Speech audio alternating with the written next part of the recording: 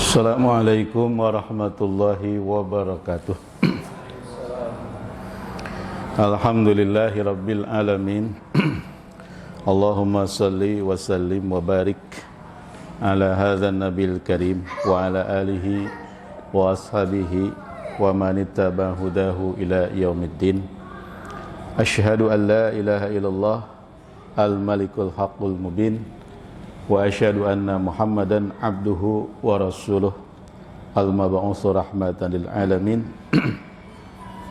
Hadirin jamaah kajian kitab Fathul Majid Masjid Mubasyirin Kuningan, Jakarta Selatan yang Allah muliakan.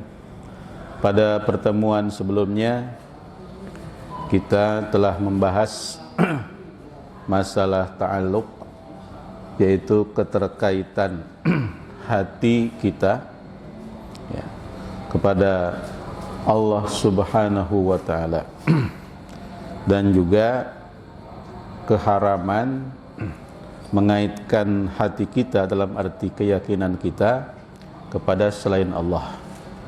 Ditegaskan di situ bahwa jikapun apa yang kita yakini itu terjadi, misalnya kita meyakini kepada suatu benda punya kekuatan sebagainya, lalu keinginan kita terpenuhi, tapi kemudian Allah Subhanahu wa ta'ala itu akan menghinakan kita.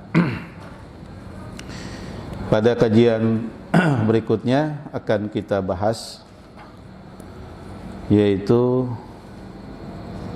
mengenai larangan untuk mengikat atau menganyam atau mengepang janggut. Ini hadisnya diriwayatkan oleh Imam Ahmad, wa rawa Ahmad an Ruwaifi'in qala li Rasulullah sallallahu alaihi wasallam. Imam Ahmad telah meriwayatkan dari Ruwaifi', sahabat Ruwaifi', qala, sahabat Ruwaifi berkata, qala, telah bersabda li kepadaku Rasulullah sallallahu alaihi wasallam, Rasulullah sallam, ya Ruwaifi, wahai Ruwaifi, la'alal hayata satatulu bika. Boleh jadi hidup atau usia hidup satatulu bika, ya, akan panjang padamu. Artinya akan berumur panjang sahabat Ruwaifi ini menurut ilmu nubuwah Rasulullah sallallahu alaihi wasallam. Artinya setelah Rasulullah wafat, maka sahabat Ruwaifi ini masih akan tetap hidup. Dan disebutkan bahwa beliau itu hidup hingga tahun 53 Hijriah. Sedangkan kalau ditarik kepada masa Rasulullah lahir itu sekitar 53 tahun juga sebelum hijrah, ya. Maka usia dari Ruwaifi ini 100 tahun lebih. Setelah Rasulullah wafat, maka sahabat Ruwaifi itu masih tetap hidup.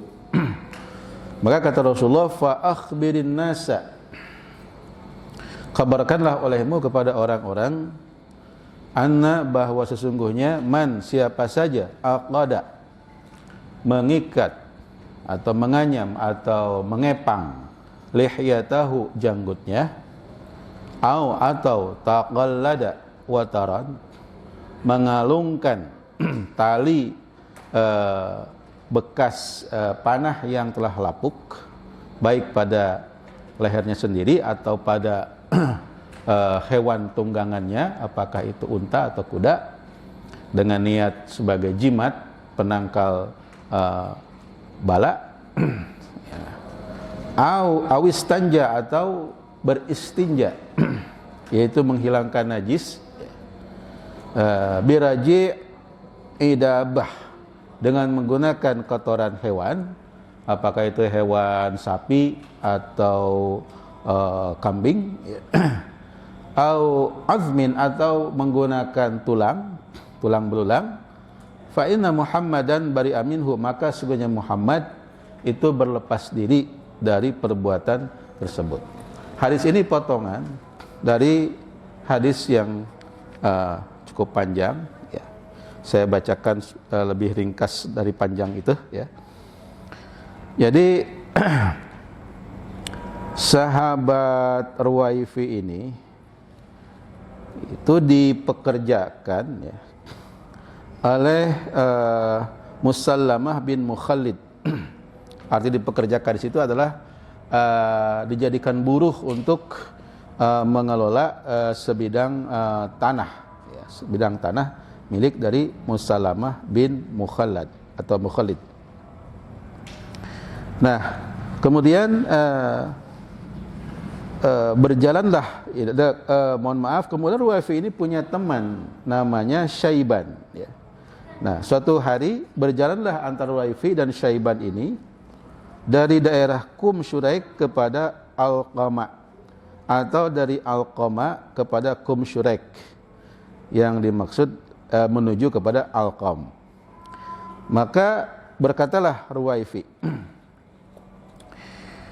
in kana ahaduna fi zaman Rasulullah sallam, jika ada salah seorang dari kami dulu di zaman Rasulullah sallam, la ya'khudh nadwa akhihi ala anna lahu nisf mimma yaghnimu wa lana nisf. Dia akan mengambil seekor unta milik saudaranya, kemudian dibagi hasilnya itu dari hasil mempekerjakan hewan unta tersebut ya. Satu bagian atau setengahnya itu untuk pemilik unta tersebut, sedangkan setengahnya lagi adalah untuk yang mempekerjakan unta tersebut. Jadi kalau sekarang kira-kira namanya mudharabah ya, bagi hasil gitu. Wa in kana ahaduna la yatayyaru, jika ada di antara kami itu yang melihat tanda-tanda buruk, ya, tanda-tanda sial, lahun naslu, maka baginya atau dia akan melakukan an-naslu, permainan melempar senjata tajam. Apakah itu panah, apakah itu tombak, apakah itu pisau ya. Permainan melempar senjata tajam atau senjata perang. Warish, dan melakukan race. Race itu artinya balapan, maksudnya balapan kuda. Walil akhar al-qadah, sedangkan yang lainnya itu akan melakukan kegiatan melubangi ya, membuat lubang dari kayu panah. Nah, itu adalah kegiatan di masa jahiliyah yang kemudian sampai di masa Nabi sallallahu alaihi wasallam. Untuk yang pertama ya, Nabi itu membiarkannya ya, membiarkannya. Jadi kegiatan menyerahkan seekor apakah itu seekor unta atau seekor sapi atau seekor kuda, kemudian hewan-hewan itu dipekerjakan. Nah, hasil dari mempekerjakan hewan itu maka dibagi dua, setengah untuk pemilik hewan, setengah untuk yang mempekerjakannya. Dalam hal ini adalah sahabat Ruwaifi. Ya. Jadi praktek di zaman jahiliyah tersebut itu terbawa ya sampai zaman Nabi SAW, dan itu boleh dilakukan. Ya. Nah, kemudian summa qala, kemudian sahabat Ruwaifi meneruskan ceritanya. Qala li Rasulullah sallallahu alaihi wasallam. Selanjutnya Rasulullah SAW bersabda kepadaku, ya Ruwaifi, wahai Ruwaifi, la'alal hayata satatulu bika ba'di. Boleh jadi ya, atau mudah-mudahan ya, engkau berumur panjang ya, masih hidup setelah wafatku, kata Rasulullah. Fa akhbirin nasa, nanti kata Rasulullah, kabarkanlah kepada manusia, annahu, pertama bahwasanya, man aqada lihyatahu, siapa saja yang mengikat janggutnya, menganyamnya, mengepangnya, au taqallada wataran, atau mengalungkan tali bekas busur yang sudah lapuk sebagai jimat ya, baik di leher sendiri maupun di leher hewan-hewan tunggangan. Awistanja biraji'i, atau beristinja dengan kotoran dabah hewan, ya, au azmin, atau dengan tulang belulang.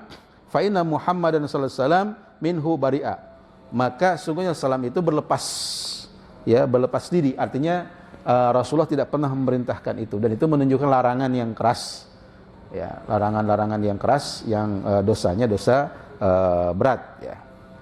Nah, hadis ini diriwayatkan oleh Imam Ahmad, ya,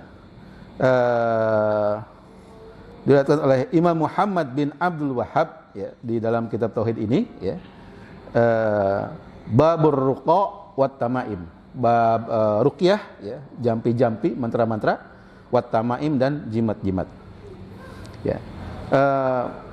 Pertama kita akan membahas bahwasanya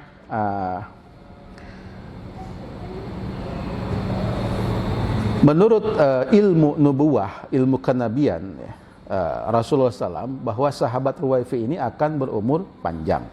Nah, ini menunjukkan kepada kita bahwasanya ilmu yang atau pengetahuan yang berasal dari wahyu itu, ya, itu sesuatu yang nyata, ya. Maka kita wajib untuk mengimaninya.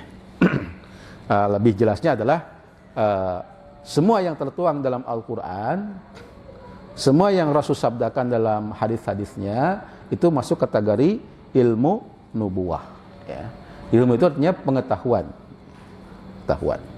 Nah, ini salah satunya diantaranya adalah pengetahuan nubuwah bahwa sahabat Ruwaifi akan berumur panjang. Nah, kemudian yang kedua, fa akhbirin nasa anna man aqada lihyatah, ya. Maka kabarkanlah olehmu wahai Ruwaifi, nanti kalau kamu masih hidup sedangkan aku sudah wafat, itu adalah bahwa siapa saja orang yang mengikat janggutnya, menganyamnya, mengepangnya, ya, ala tariqatil ajim, dengan cara-cara orang-orang yang asing. Maksud asing ini adalah non Arab, ya, ajam. Orang non Arab disebut ajam. Ya trukunaha, hendaklah mereka meninggalkannya, jangan melakukan itu. Nah, apa maksud larangan Rasulullah SAW tersebut? Jadi orang-orang zaman jahiliyah, mereka itu kalau berperang mereka itu sebelumnya akan memelihara jenggotnya dipanjangkan, disuburkan, ya. Setelah itu mereka akan mengikatnya atau menganyamnya, mengepangnya, ya. Itu tujuannya adalah takabburan au khuyala. Maksudnya adalah untuk menyombongkan diri, ya, khuyala au khuyala, ya. Menyombongkan diri, menggagah-gagahkan diri, ya, untuk menakut-nakuti, ya, ya, untuk ujub, ajaban. Wa kanu fi waqtil jahiliyah fil hurub yaqiduna lihahum. Mereka di waktu jahiliyah dulu, di waktu perang, mereka mengikat janggut-janggut mereka itu. Wa hadza min ziyil ajim, ini adalah kostum, ya. Ziyu itu secara bahasanya baju. Kostum, ya. Ini adalah kostum dari al-ajim, orang-orang non-Arab. Ya. Haitsu kanu yursilunaha wa yaqidunaha. Mereka itu kadang-kadang menguraikannya, kadang-kadang mengikatnya. Nah, kepada para sahabat, kepada umat Rasulullah SAW, maka Rasul merintahkan melalui sahabat Ruwaifi ini, tolong di antara umat Muhammad jangan ada satupun yang melakukan hal tersebut, karena itu adalah kebiasaan orang-orang ajim di masa jahiliyah, ya. Ada juga makna lainnya adalah waqilal makna annahum yu'alijuna asy-syi'ra liyata'aqqad wa yata'ajjad wa yataja'ad, ya. Jadi mereka itu sengaja memberikan obat, ya, kepada janggut itu supaya tumbuh lebat. Setelah itu mereka akan mengikatnya dan mengepangnya. Ini adalah wa yakunu min fi'li ahli takhannus wa ta'nis.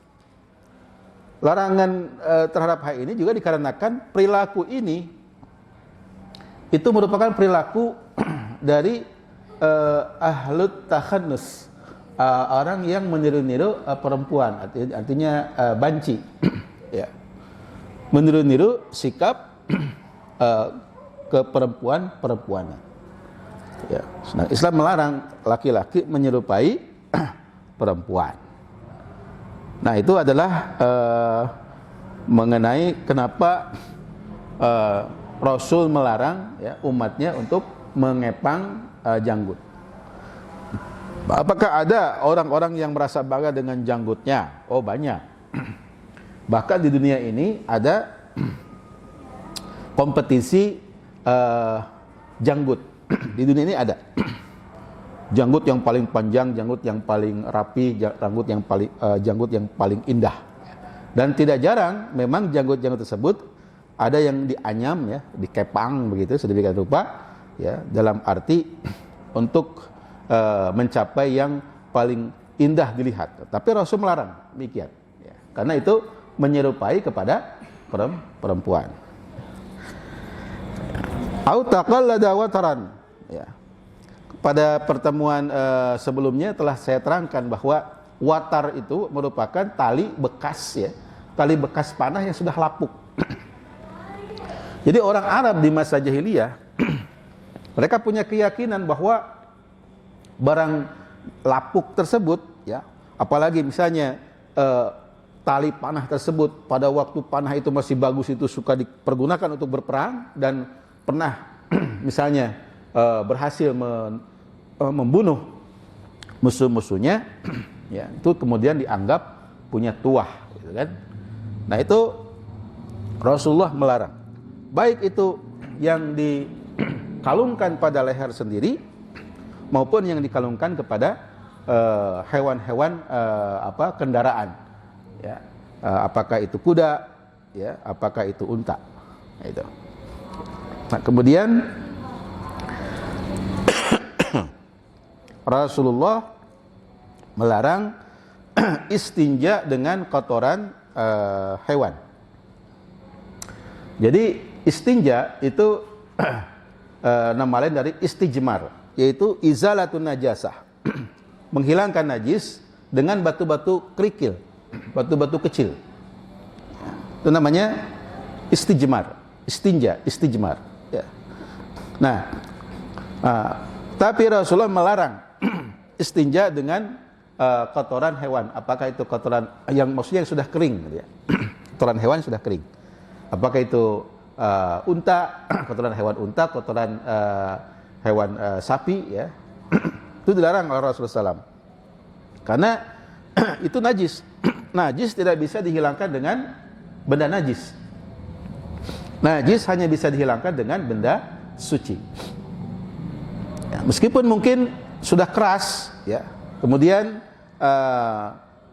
zat yang najis dari kedua lubang kotoran manusia itu, ya, bisa kelihatan dibersihkan, tapi benda yang untuk membersihkannya adalah benda najis, maka dilarang, tidak boleh, ya, haram. Tuh. Kemudian yang kedua, au azmin, atau dengan menggunakan tulang belulang. Kenapa dilarang? Karena tulang belulang itu kata Rasulullah SAW itu merupakan makanan dari bangsa jin. Jadi bangsa jin itu itu suka makan, ya, itu berupa tulang belulang. Maka tidak boleh umat Rasulullah Muhammad SAW itu, ya, beristinja dengan tulang belulang. Nah, itu adalah pokok-pokok, ya, isi, ya, dari hadis sahabat Ruwaifi ini. Simpulannya adalah bahwasanya pertama, ya, umur yang panjang itu harus diiringi, ya, dengan kegiatan yang bermanfaat, terutama menyampaikan ilmu yang dibutuhkan oleh manusia. Jadi umur panjang itu harus bermanfaat. man tala umruhu wa hasuna amaluhu. Yang disebut dengan orang yang berumur panjang itu adalah orang yang usianya panjang, ya, wa hasuna amaluhu, dan amalnya bagus, ya. Jadi tidak ada manfaatnya berumur panjang kalau perbuatannya jelek, malah tambah dosa. Umur panjang itu harus bermanfaat dengan beramal yang baik, ya, sehingga itu bermanfaat umur panjangnya tersebut. Kemudian yang kedua, ya, tidak boleh menyembunyikan ilmu. Nah, ini larangan, ya. Tidak boleh menyembunyikan ilmu. Ya, ini karena Rasulullah memerintahkan fa akhbirin nasa. Nanti kalau aku sudah wafat, engkau masih hidup, kabarkan kepada orang-orang. Fa akhbirin nasa. Nah, kalau kita punya pengetahuan, punya ilmu, ya, kemudian kita diberi umur yang panjang, maka selama umur panjang kita itu gunakanlah untuk mengajarkan ilmu. Itu inti pesan dari hadis ini, ya. Yang kedua, bahwasanya janganlah kita meniru-niru, ya, perilaku, ya, non muslim. Ya, perilaku non muslim. Dalam hal ini khususnya adalah mengepang janggut. Kedua, jangan meniru-niru, ya, keperempuan-perempuanan. Laki-laki diharamkan berperilaku seperti perempuan. Ya, dalam hal ini adalah mengepang janggut. Ya, tentu di luar ini banyak contoh, ya, keperempuan-perempuan cara berjalan yang lemah gemulai pada dia laki-laki misalnya. Ya. Kemudian berbicara, ya, meniru-niru cara berbicaranya perempuan, ya. Berpakaian, meniru-niru cara berpakaiannya perempuan. Nah, itu termasuk dosa-dosa yang berat, ya. Kemudian tidak boleh atau diharamkan untuk memasang atau mengalungkan atau mengalungkan suatu benda jimat, ya, apakah di leher kita atau di pergelangan tangan kita atau di pergelangan kaki kita, ya, atau misalkan disimpan di sabuk, ya, itu haram hukumnya berdasarkan autaqallada wataran. Dulu benda jimatnya itu berupa tali, ya, bekas panah, ya, yang sudah lapuk, ya, sudah rusak, tidak bisa lagi digunakan untuk dipasang di kayu panah tersebut. Kemudian haram yang berikutnya adalah diharamkan beristinja dengan barang najis. Jadi harus atau wajib istinja dengan barang yang suci, yaitu dengan air, ya, kemudian dengan kerikil-kerikil boleh, dengan daun-daun, ya, boleh, tapi tidak boleh dengan kotoran hewan, meskipun itu kotoran hewan sudah kering, ya. Kemudian yang terakhir adalah haram, ya, beristinja dengan menggunakan tulang belulang, karena tulang belulang itu merupakan makanan dari jin, ya. Demikian pokok-pokok pembahasan, ya, hadis dari sahabat Ruwaifi. Mudah-mudahan bermanfaat untuk kita semua dalam rangka memperluas, ya, dan memperdalam pengetahuan kita tentang bagian-bagian penting dari agama ini. Ini masih berkaitan dengan bab syirik, ya, kepada Allah yang di sini bentuknya kecil, ya, bentuknya kecil tapi dosanya besar, ya. Di sini itu yang disebutkan adalah satu, ya, mengikat janggut, yang kedua adalah mengalungkan jimat, ya, jimat di bagian-bagian tertentu dari badan kita. Demikian, jika ada pertanyaan saya persilahkan.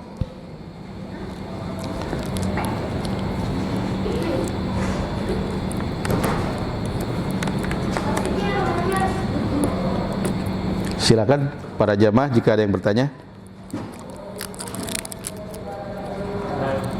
Ya, silakan Pak Haji.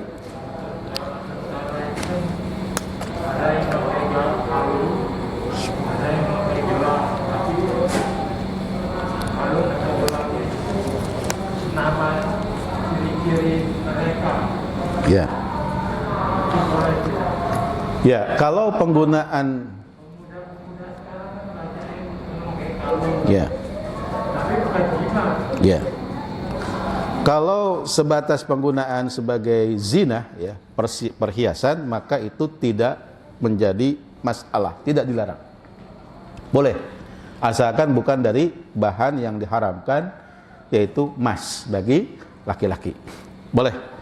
Tapi kalau niatnya adalah untuk jimat, ya, dipercayai itu bisa menarik manfaat atau menolak bahaya, maka itu hukumnya haram. Sekali lagi, ya, tidak masalah, boleh hukumnya jika itu sebatas untuk tujuan zina, bukan jinah ya, bukan zina hubungan laki-laki perempuan yang bukan suami istri, atau hubungan laki-laki perempuan yang tidak dihalalkan ya. Tetapi zinah di sini maksudnya adalah perhiasan. Jika semata tujuannya perhiasan semata, maka boleh. Tidak ada masalah.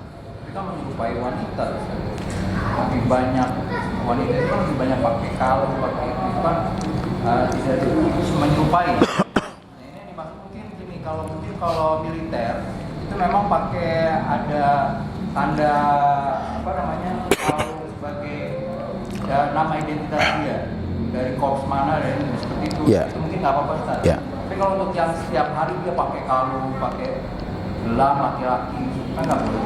Laki-laki masih diperkenankan memakai gelang dan kalung. Yang tidak diperkenankan itu adalah satu, bahannya terbuat dari emas. Itu saja. Ya. Kalau sebatas untuk aksesoris tidak masalah.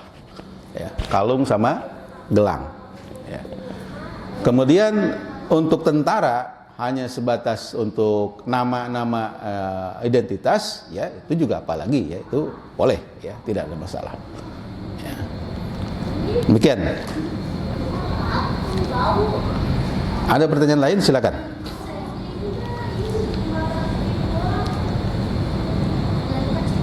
Misalkan saya menggunakan gelang ya, bukan ini ya, bukan jam tangan. Misalkan saya menggunakan gelang di sini, nggak masalah, boleh.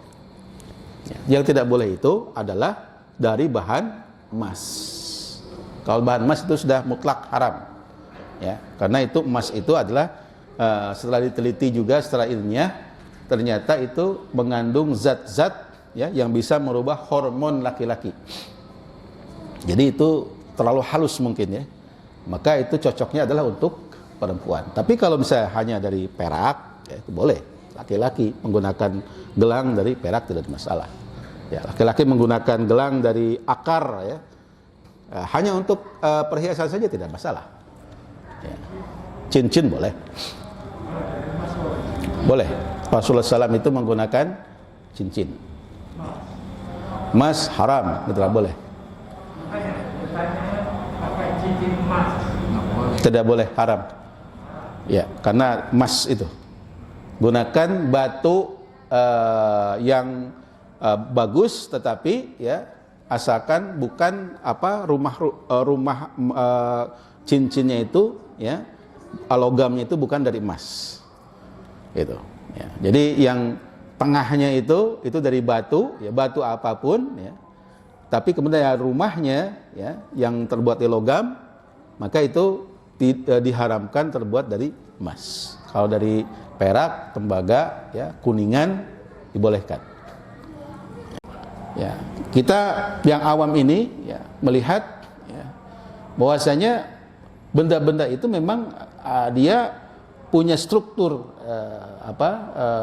zat ya, ada getaran di dalamnya ya, yang itu bisa merubah kepada getaran hormon laki-laki menjadi ke perempuanan gitu.